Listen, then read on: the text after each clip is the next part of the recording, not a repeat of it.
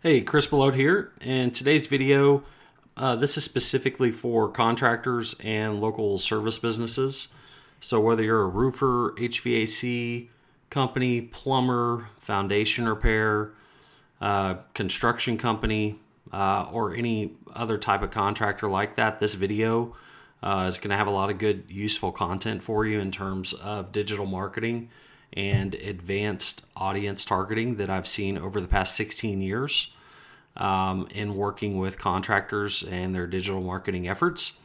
And what we're going to talk about today, there's two techniques. Most of the techniques we're going to talk about today are cold.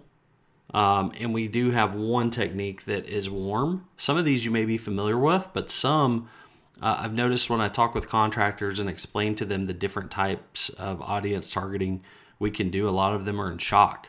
So hopefully there is some benefit here to you. Whether you are doing the marketing yourself, have a marketing company you're working with, or you're looking to work with a marketing company, these are definitely things you should consider in this digital era. Everybody on devices, smartphones, computers, tablets, etc. So let's dive in. First off, we are going to start with targeting your website visitors. Pretty easy. These are also called retargeting ads or remarketing ads. And all you have to do is add the Google Ads tag to your website. And what this will do is anybody that visits your website, Google will make an audience for that. And it looks kind of like this. And you will be able to see over time what your audience size is. And Google will tell you if it's big enough to serve ads to, or if it's too small. The two that we tend to focus on are display and YouTube. So for display, it needs to be over a 100 size, so 100 unique visitors. And for YouTube, it needs to be over 1,000 unique visitors. So if you look on that bottom row there, you can see that both YouTube and display are large enough. If you look at the top highlighted area, you'll notice YouTube is not. It says too small to serve.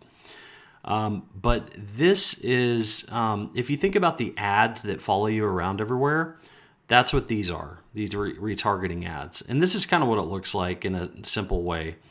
You have a visitor that visits your website, they leave, and then they see your ad on other websites and they return. And these are some of our retargeting ads. So on the left, these are ads that would show on Google partner sites. In the middle, these are ads that would show on Gmail, which is one of Google's owned properties. And on the right, these are ads that would show on YouTube, which again is another one of Google's owned properties.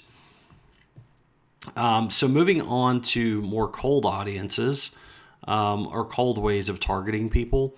You have a lot of options here, which is really cool.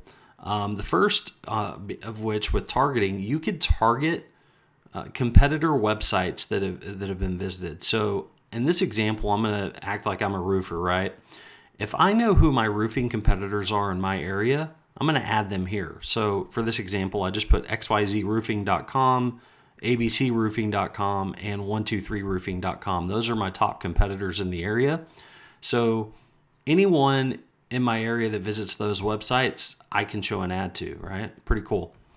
Past search phrases. So let's say your ideal prospect, let's say they visit your competitor's website and you want to target them. Cool.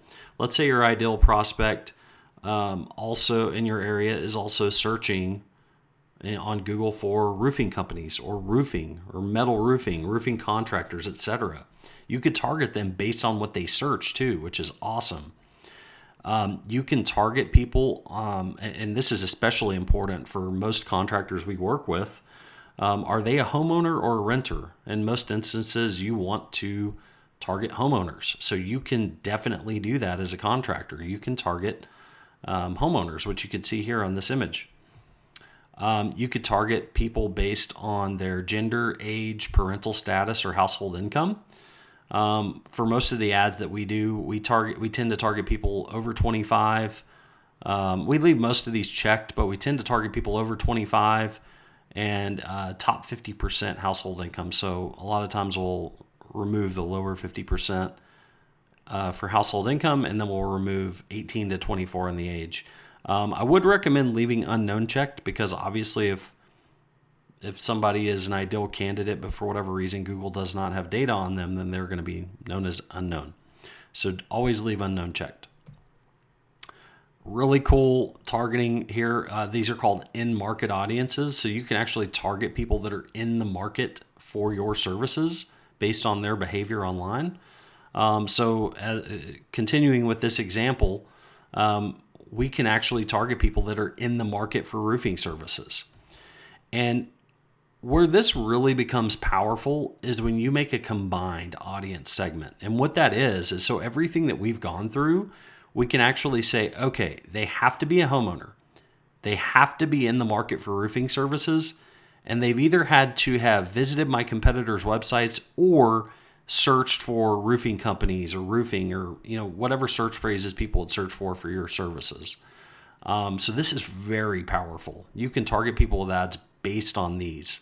And this is what we call a combined audience. And then you could take that combined audience and show it to people in and around your area. So if you're in Dallas, you could say, hey, I want this combined audience. I want my ads to show to this combined audience in this area. And there you go. Okay, pretty cool. There's a lot of different ad types here with Google. I'm going to mostly focus on what we use, which are display ads and video ads. So display ads are ads that are shown on the articles, videos, or websites that consumers browse. With Google Ads, you may serve your ads on the Google Display Network, a collection of over 2 million websites that reach over 90% of internet users across the globe. So it's very important that the display network touches just about everybody.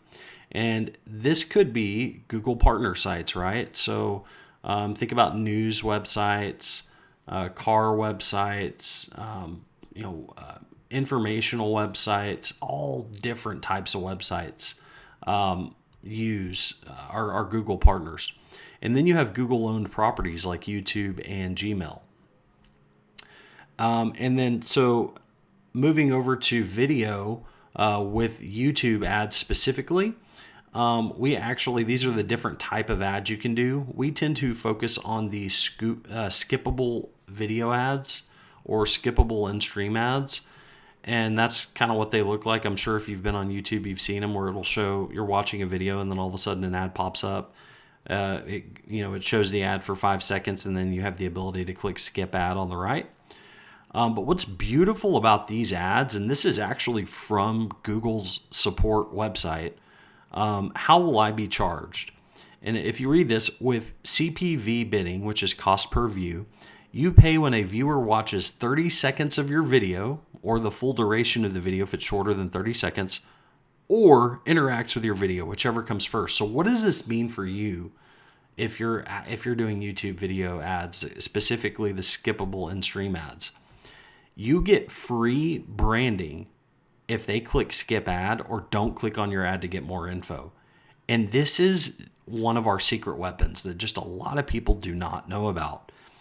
If you are targeting people in a specific area and you use these skippable in-stream ads and everybody that sees your video clicks skip, it's just free branding for you.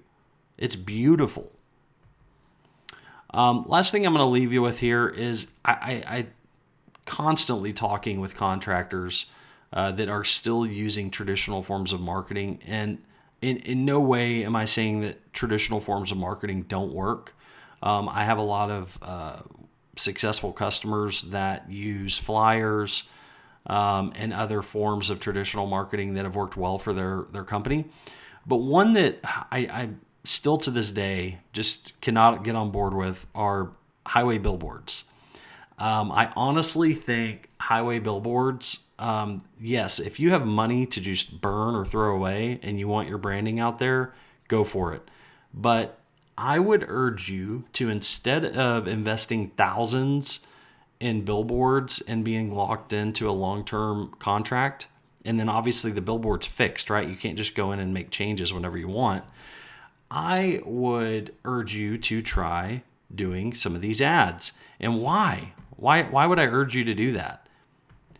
It's because everybody is on devices. You can literally put online billboards in front of your ideal prospects in your area, whether they're on a smartphone, computer, or tablet.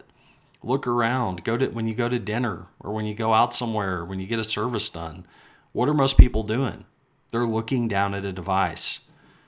You want to pay thousands a month and be tied into a long-term agreement for a fixed billboard off the side of the highway that only people driving on that highway can see? Or do you want to have online billboards all over the place that multiple people can see multiple times? Okay. And really what it is targeting people where they are, which is on their devices. If you have questions or would like to see more videos like this, please comment below what you would like to see. Or if you have questions, please comment those below and we'll respond to everyone. Thank you, and we'll talk with you soon.